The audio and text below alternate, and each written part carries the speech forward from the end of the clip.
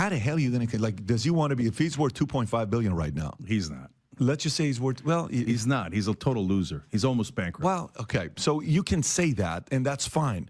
But you can't say he's a loser. But total loser. But if you say he's bankrupt, you can say that can be your opinion. But the last 60 years, or the last 50 years, proves you wrong. Patrick Bet David brought on Cenk Uygur onto his show, the PBD podcast, here on the Value Team YouTube channel, and things got really heated. Whenever Patrick Bet David and Cenk Uygur were just discussing, of course, Donald Trump, as what normally happens whenever these lefties discuss Donald Trump, they lose all common sense and credibility. It goes out the window. It gets super heated, gets super personal in these debates. Let's get into this clip here where Patrick Bet David and Cenk Uygur go at it over Donald Trump here live on the PBD podcast and the Value Team YouTube channel. Let's check it out. About that part. Yeah. So, but the point is, he's had the girls, he's had the fame, he's had the properties, he's been to the parties, he's had the money. How the hell are you going to, like, does he want to be, if he's worth $2.5 billion right now? He's not. Let's just say he's worth, well. He's not. He's a total loser. He's almost bankrupt. Well, okay. So you can say that, and that's fine. But you can't say he's a loser. But total loser. But if you say he's bankrupt, you can say that can be your opinion. But the last 60 years, or the last 50 years, proves you wrong. Okay, it doesn't. It proves me wrong. 15 years Apprentice was #1. How the hell are you that entertaining to be #1 for 15 years, right? You know, financially, real estate properties, when you think about a real estate name brand, you think about one name. You don't think about 50 different names. You think about a guy that's been able to brand himself, you think about Trump. Now, are you going to buy Trump steak? Probably not. But you're going to buy... Neither did anyone else. Neither did... but the point is, he's had great victories. He's got kids that are doing well for themselves. He's got a daughter that, you know, has so does done... Biden. Yeah. That was a different angle you took. But where I'm going with this is, that's the part where I feel they can't stand the guy because they cannot control him. So for me, when I see, you know, what's going on with them wanting to get rid of this guy, and you're like, look, the big donors don't want to give him money. Look how much money he got. No, he can't raise any money. Nobody wants to give him any money. And look at this stuff. Yeah, but the people that are raising money are the people that are not being trusted because they're part of the establishment, left or right. A lot of people are saying. So that's why guys like RFK are getting some momentum. This is why guys like Vivek are getting some momentum. Because Vivek's got his own money. RFK's coming out doing some grassroots stuff. So what are your thoughts on this with Trump? Yeah. So first of all, with Trump, look, the guy's got insatiable greed. So I don't buy that, oh, he's had enough. He's never had enough, okay? Number two, he's a natural born loser. He's lost at everything except two things. Obviously, he won the presidency in 2016. Yeah, he lost the popular vote, but then Democrats cry about that. And they should. The Electoral College is terrible. It's a disaster.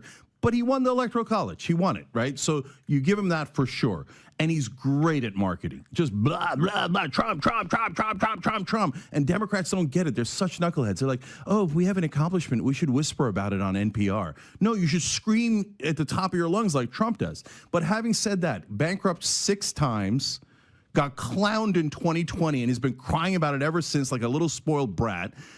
Had to have his dad get him into the schools that he got into. He hides his grades from high school and college because he's a loser. He's a spoiled little baby. He blew $413 million from his dad, blew it all. Then he got $400 million from Apprentice. Why was that successful? Because of the producers. I know the producers on that show. They had to treat him like a baby. Hey, baby, come here. Baby, say this. There's the same producers have done shows that flopped. Yeah, you know, no, but they've also the same producers who did other #1 hits. So hard to keep a #1 hit show for 15 years. But if you want to say Trump is entertaining, I don't disagree with you. Yeah, that's what I'm saying. He's pretty good at marketing, right?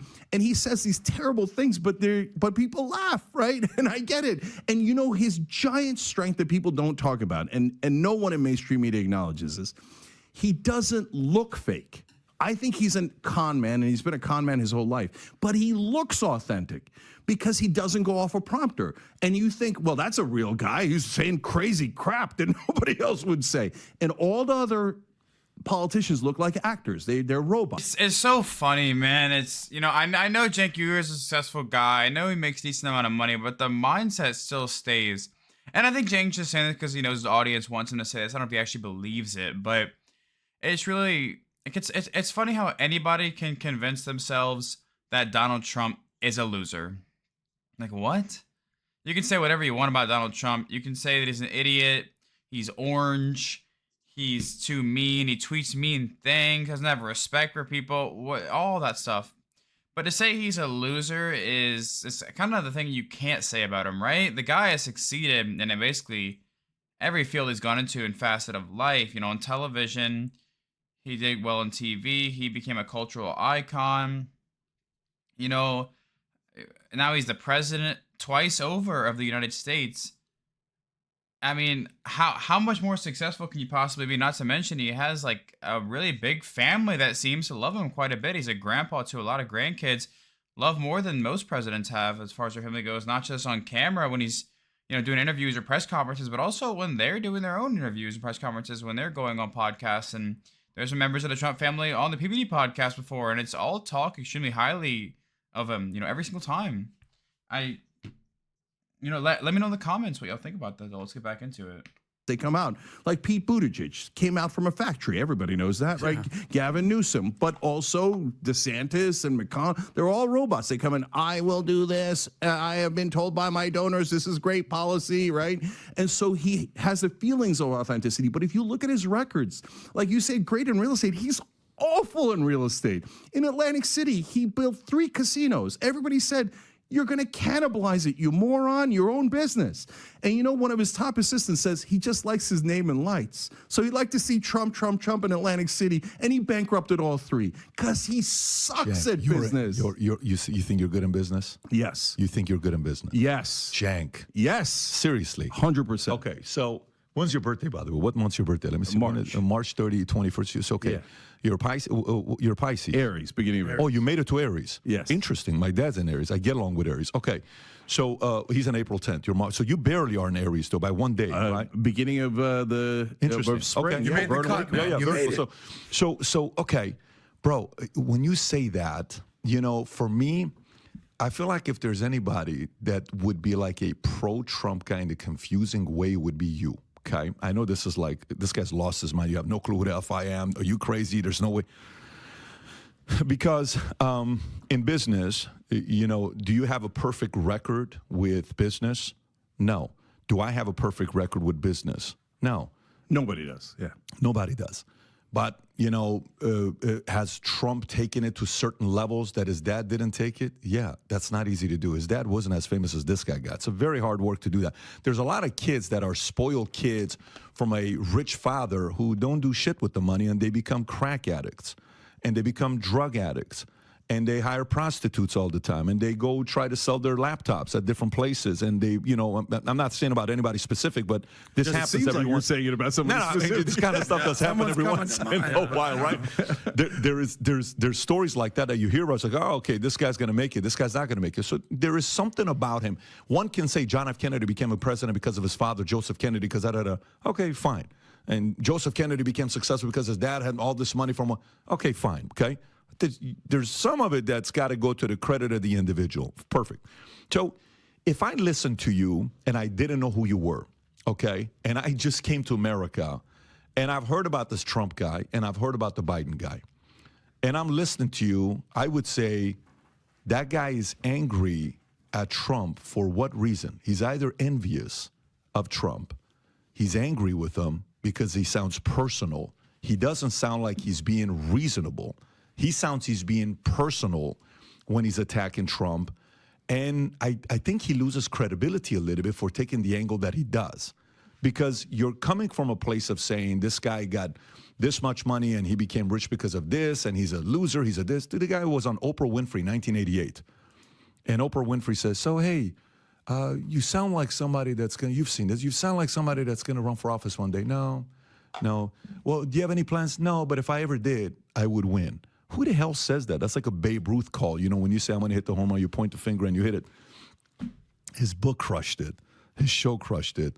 He crushed it in New York going up against all these other guys. He's done good with women. He's done good with his kids. He became a president. I don't know, love him or hate him. I don't have a relationship with him. So there is not like I'm defending this guy, I'm doing it. We're in Florida because of DeSantis. We came here because all of a sudden DeSantis, I'm watching him market. I'm like, dude, you're not even out there doing your part marketing. Finally, he's getting to it, and now everybody's asking a question that they shouldn't be asking you, which is what? Why are you so down on the polls? Can you make a comeback? You should have never allowed these people to ask that question if you would have played offense earlier.